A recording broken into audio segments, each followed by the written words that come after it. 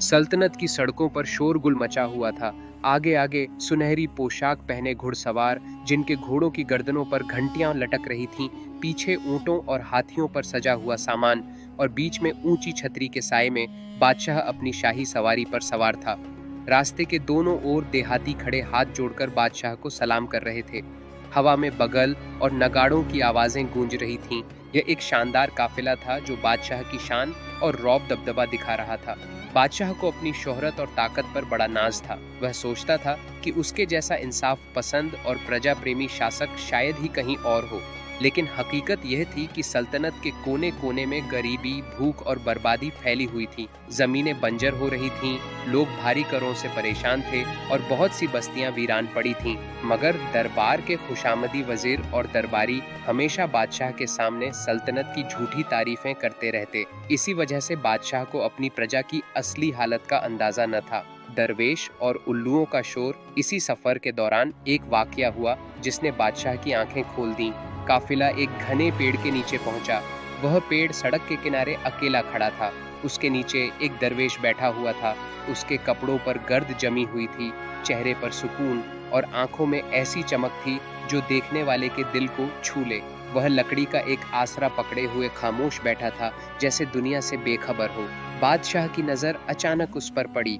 उसी वक्त पेड़ की ऊंची डाली पर दो उल्लू बैठे जोर जोर से चीख रहे थे। उनकी आवाजें इतनी अजीब और कड़वी थीं कि पूरा काफिला चौंक गया। उल्लू ऐसे लग रहे थे जैसे किसी बात पर झगड़ रहे हों।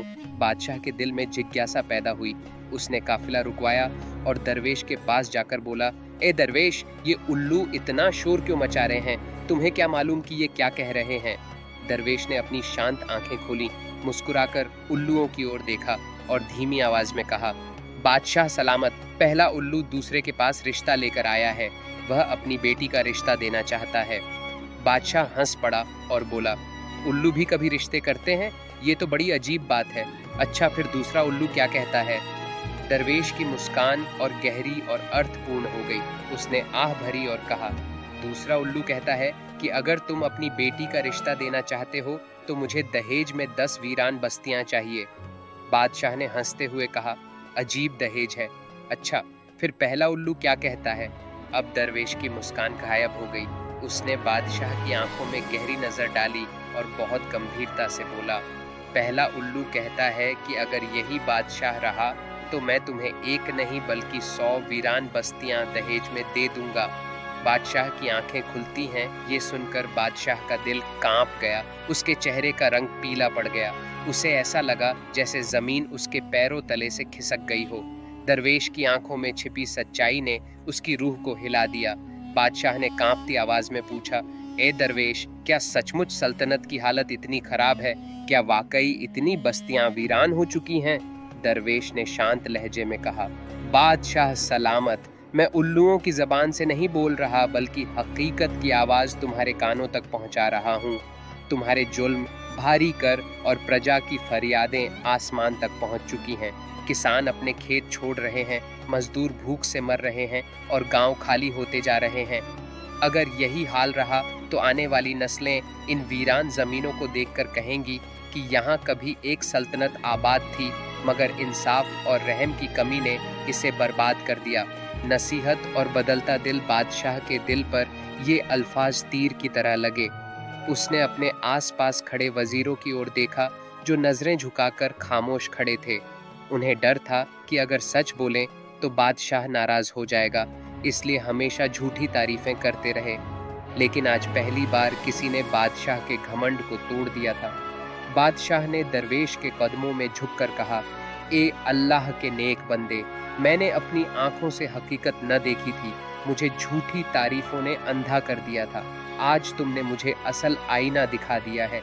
मैं वादा करता हूँ कि अब से अपनी प्रजा के साथ इंसाफ करूंगा, उनके दुख दर्द को अपना दुख समझूंगा और सल्तनत को फिर से आबाद करने के लिए दिन रात मेहनत करूंगा। दरवेश ने बादशाह के कंधे पर हाथ रखा और कहा, बादशाह सलामत। याद रखो, प्रजा के दिल जीत लो तो सल्तनत कायम रहती है, वरना ताकतवर बादशाह भी रेत की दीवार की तरह बिखर जाते हैं।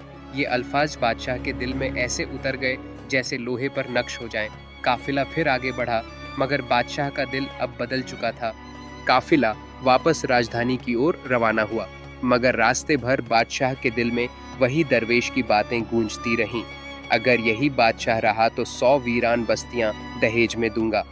यह जुमला उसके दिल पर बोझ बन गया। वह बार बार सोचता, क्या वाकई प्रजा इतनी परेशान है? क्या मेरे वजीर हमेशा मुझसे झूठ बोलते रहे? दरबार में सच का ऐलान जब बादशाह महल पहुंचा तो उसने सब दरबारियों को जमा किया। वजीरों, अमीरों, सरदारों और काजी सबको हाजिर होने का हुक्म दिया। दरबार में सन्नाटा छा गया जब बादशाह बुलंद आवाज में बोला, आज से झूठे कसीदे सुनाने का जमाना खत्म हो गया। मैं अपनी सल्तनत की असली हालत अपनी आंखों से देखना चाहता हूँ। हर वजीर को हुक्म है कि मेरे सामने सिर्फ हकीकत बयान करे।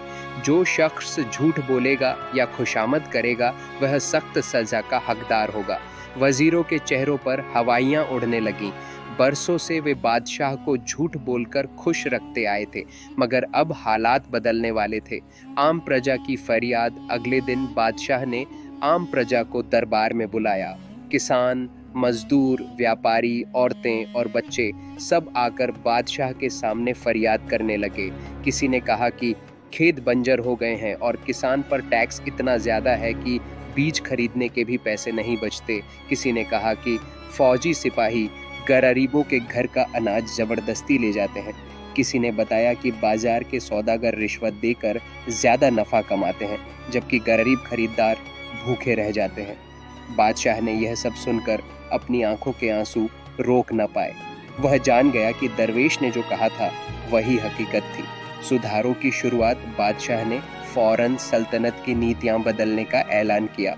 सबसे पहले उसने हुक्म दिया कि किसानों पर लगने वाले भारी टैक्स आधे कर दिए जाएं। जो किसान कर्ज में डूबे हैं उनके कर्ज माफ कर दिए जाएं, ताकि वे नए जोश से खेती शुरू करें। सिपाहियों को हुक्म दिया गया कि वे प्रजा को तंग करने के बजाय उनकी हिफाजत करें। रिश्वतखोर हुक्काम को कैद में डाल दिया गया। फिर बादशाह ने हुक्म दिया कि वीरान बस्तियां दोबारा आबाद की जाए। खाली घरों में बेघर खानदान बसाए गए। उन्हें जमीनें दी गईं और बीज व औजार मुफ्त दिए गए।